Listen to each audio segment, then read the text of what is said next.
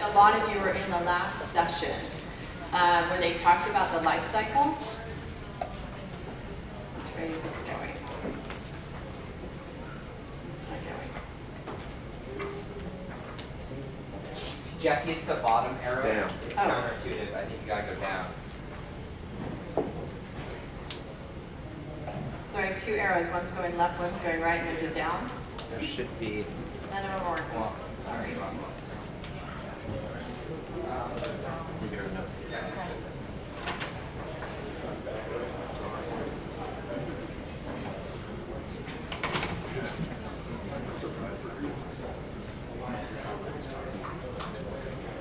do it by hand too. I'll do it by hand. I'm totally good at workarounds. We're all good at workarounds in this room, are we not? That's what we tell the customer. I will give you a workaround. So this is what we're going to go through. So let's just jump right into the life cycle.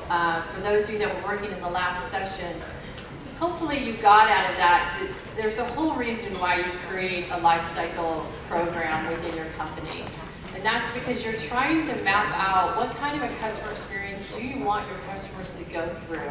Because you're trying to create a partnership with them, and you're trying to create a customer for life. Right? In the old days of software, we just sold. If we could get $1 million out of you, it was like, good luck, have a good time with that. But now, in the SaaS world, people will dump you for the next competitor or the next better price. So now this really is about creating an experience of which, if you think about, the Nordstroms and all the others that really focused on customer success and their experience with you, it's what kept people coming back and it's what kept them loyal. So we're trying to create that now in the software space so that people will stay with us and give us a shot. Because we all know that most software takes about 2 to 3 years before it gets really, really well entrenched to a point that they really can't rip it out. So I just have a question. Who do you think is responsible for customer success at your company? And it loves it. Somebody already knows the answer. You're right. It is the entire company, right? And it was really funny when I started, doing this as the new term, customer success. We'd actually been doing it for 20 years, trying to figure out the right formula. But I thought it was really funny when this customer success idea came that everybody would call me and say, so I just created this customer success department, Jackie, so tell me what I do to make it work. So I was like, so just one department supposed to create success for all your customers? Yeah, that's our whole goal.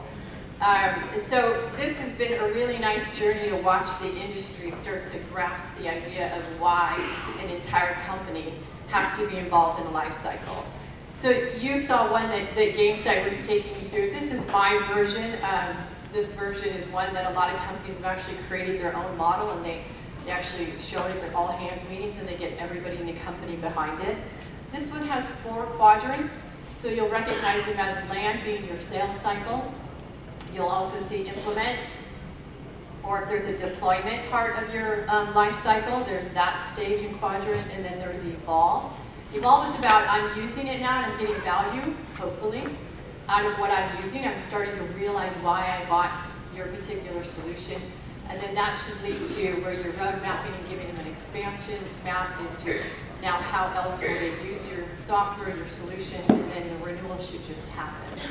Hopefully in renewal cycles, you're not calling them up and doing dialing for dollars and saying, hey, you got a special day for $1 a day. If you buy us today, we'll give it today. We'll close today. You got to renew today. So you really want to get to a point where renewals just happen. And you're really road mapping for expansion. Now, there is another quadrant that I put in most of the customers I work with now, and that is called a qualified type stage, that we are actually mapping from the very first introduction a customer or prospect will ever have with your company. Because what they're realizing is as you create this life cycle map, there is a point at which you have to come all the way back to what you do from a marketing to say, how are you going to position yourself in the market? How do you want to set them up? And then how do you want to differentiate yourself from the market? And what is that messaging? And again, these can basically be developed by target market as well, or by segmentation. So if you have different divisions, if you have different focuses, that when you go to map this, you realize, you know what, we need something really different for this market. And what we've mapped as a company needs to now be modified. And we'll go into that a little bit later. But there's some key areas I want you to notice. The inner ring is the customer, right? We're focused on the customer. Everything that you do here is you putting on your customer hat. One of the most common things I see is people go and they put this whole thing together, and then I say, okay, now I'm the customer. You just said that I get this material and I read it. What am I supposed to do now? And they'll be like, yeah, there's this, and I'm like, yeah, as a customer, I'm not feeling that, I'm not getting that, that doesn't make sense to me. So what happens is they start to create processes and procedures around this that are easy for you. It's easy for your department, your organization, it makes it more cost effective. But then you forget about the customer. So this whole thing says I'm putting the customer in the middle, and I'm saying when I go through a land, I'm evaluating you as a company. What do you want that customer to feel and see and know and understand about you during that evaluation? What experiences are you going to take them through? As well as then their whole purchase. People don't believe it, but some people dump you during the purchase cycle because you're just too freaking hard to do business with, or you made it too cumbersome. And so as you go through that, that's what that inner circle is focused on. The outer circles are how you name those quadrants, and then the golder circle is who is really the quarterback. So it does help to have a support system, which is that outer where you see the boxes, to have different members in different parts of the organization supporting the quadrant, but you need a quarterback. You need somebody coordinating the effort. And so it is good that you identify some sense of ownership of that particular quadrant.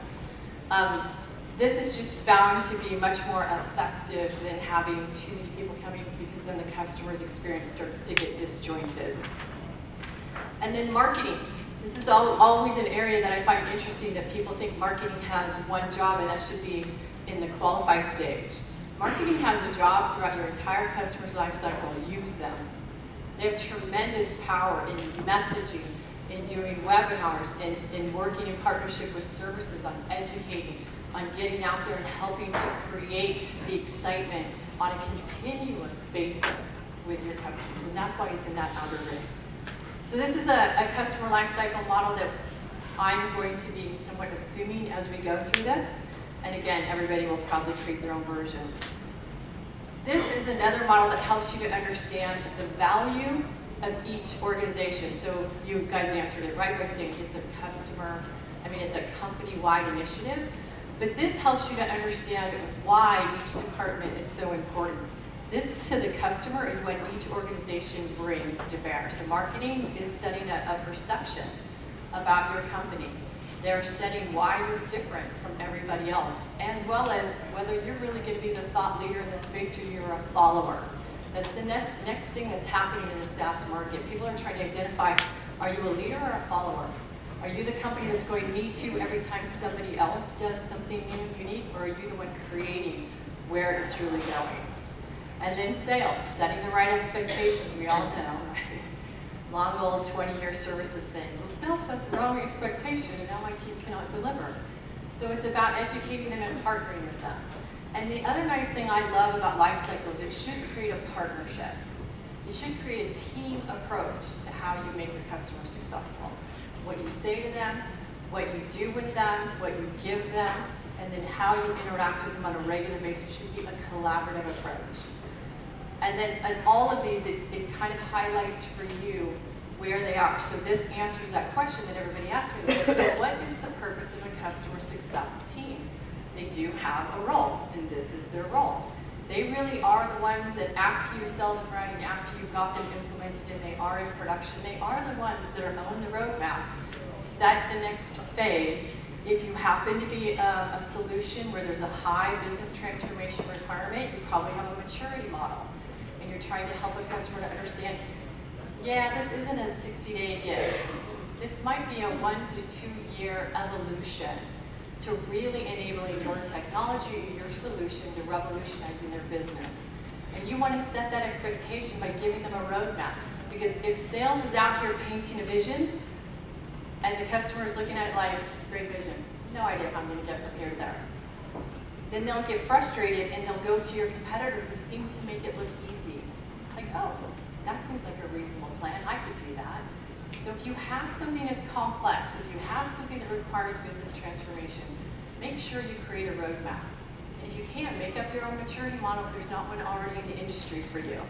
And help customers understand how they're going to evolve. Even if you do it in short chunks of, we have a program that does this in 60 days, and this in 90, or this in 120, but you are constantly giving them an easy to follow roadmap, step by step, that says, I'm going to get you from where you are today to that vision over this period of time, always providing value. And that's what that customer success team helps to set up. Very consultative approach, very high customer service value for them. In the middle, I always put finance in there because people go, well, why finance? Finance actually creates an experience for a customer that makes it easy to do business with. So if we all make everything so complicated in our pricing and our products and our offerings, and we forget what happens on the back end, those processes can get so cumbersome that the customer's experience can be really poor. So finance is a big part of how are you going to make it easy to do a contract, to make a change, to add services, to add licenses. That needs to be a part of your customer experience consideration. Doing business with you and making it easy will also add to that loyalty. So here's the other thing that I find interesting. A lot of people jump right into trying to create a customer success program. And then I come in and they go, so take a look at our success program, what do you think of it? And I go, seems reasonable. What's the outcome? What does success look like for this market? What do you want me, what should I actually be utilizing of your technology, or what processes or what changes do I have to make in my organization to actually create a change that improves my operation capability, that improves my revenue generation, that improves something that makes me more effective or efficient. That's why they're buying your software, right? Or they're buying your solution to improve their operability or their ability to get to profitability. That's what everybody's in business for. So what is that for them? And you need to articulate that in your programs and your selling, and everything needs to be towards that end game goal. So if you put a customer success plan together, you put a life cycle model together, you journey map, don't start with the process and the next steps. Start with the end game. What do you want to achieve? What do you want that customer at the end to go, hallelujah, oh my God, I cannot even believe we were doing it that way for the last 2 years. This is amazing. That's what you want them to feel at the end of even phase 1 of any implementation of your technology. Does that make sense? So a lot of people do this today. A lot of people, you know, if I asked you what's your end game, how many people in this room would be able to say, I know exactly what my end game is for every target market? Interesting, huh? But if I asked you, you know, what are your programs, what are your processes, you'd be like, I know all of those. So we're going to work a little bit on that as well. One of the things that you want to do is figure out as part of your end game, what kind of a customer am I trying to create? So you guys have been talking about red, yellow, green probably for 2.5 days so far, right? Red, yellow, green, red, yellow, green. So I put this together because I came up with this term years ago called stickiness. I said, how sticky are you? And so I put this model together to really talk about your end game goal when you create outcomes is you are trying to create indispensability. How indispensable are you in your solution to their company? What doesn't matter where in your company your target is, how indispensable are you? And that's that top vertical. And that can be anywhere from 1 to 10. It usually is geared towards what pieces, so if it's a technology, and let's say there's, you know, a dozen key functionality capabilities in your technology. When you're doing your metrics and you're running your usage, what you're trying to do is figure out, for the customers that are successful in renewing and expanding, what are the key core elements of your technology do they have to use that creates indispensability? So we'll give you a couple of examples of that. Indispensability could be for a company like I was with AppTask, now Workfront. We had an area of reporting, project management, capacity planning, reporting, integrations. So there were like about 5 or 6 key areas. And when we ran the stats on the customers that were successful renewing and expanding, we ended up with 3 that if they had these 3 fully implemented, that they became sticky. And it was reporting, it was integrations, and it was in project management to a certain level. So even in the project management, there was a level to it. So you have to figure that out for your solution. Down on the horizontal line, this is about engagement. So this is if you are by CPU, how many CPUs? If you're by data sets, how many data sets? If you are by license, how many licenses, seats, etc. And so, for instance, if you sell 1,000 seats, do you have 1,000 active users or do you have 20? That's engagement. And I'll give you an example. We had GE on Workfront. We had 3,500 licenses. 3,500 users were in it, and so we were really high on that engagement, but then we came to find out that they were just using it for timesheet tracking. So on the indispensability, we were still in the red because that's all they did. New CIO comes in, goes, yep, I got a better way to track licenses and, to track time, so we're gonna get rid of Workfront and we're gonna replace with this. So you become easily replaced. So you have to be careful. Yellow still means you're in danger because you could have high indispensability with a small group of people, of like 5 people who love your technology, but because you don't have high engagement, you're still at risk to be replaced. And same on the other side, you can have thousands of users. If they're using it for one thing and it's easy to replace, you still need to get a plan in place to get more indispensability about your solution. So your goal is Utopia green. Get them sticky, get high activity, and make sure, that's why adoption is such a great metric. People go, well, who cares about adoption? I'm going to sell 100 licenses. I don't care if 50 people or 75 people are using it. I don't know. You should do the statistics on that and figure out whether there is an actual threshold that you have to hit. So Workfront is another great one. Where in our metrics, we discovered that we had to get to 65% engagement. So if they bought 100 licenses, we needed 65 active users with 3 out of the 5, and we were in the green every time, and literally that stat proved out to be 100% accurate. They renewed every year, and they all expanded. So you can figure out, it doesn't always have to be everything. It doesn't have to be 100 out of 100 and a 5 out of 5 to make a customer successful. Your stats might show something a little bit lower, but it's worth figuring out where those lines are so that you can actually figure out, if I determine what my end game is, now you know. So for Workfront, my end game was 3 out of the 5 had to be a part of our programs. Every single program had to have at least those 3. That my team was responsible for making sure they implemented every time. And they had another adoption where we created a whole adoption program to make sure we had at least 65 out of 100 or 65% of the users actively engaged, changing how they were doing their business every day and doing their job. That became our whole focus. And that is what got our renewal rates over 100%. So it really does make a difference. Once you know what the end game is, you know how to go steer the ship.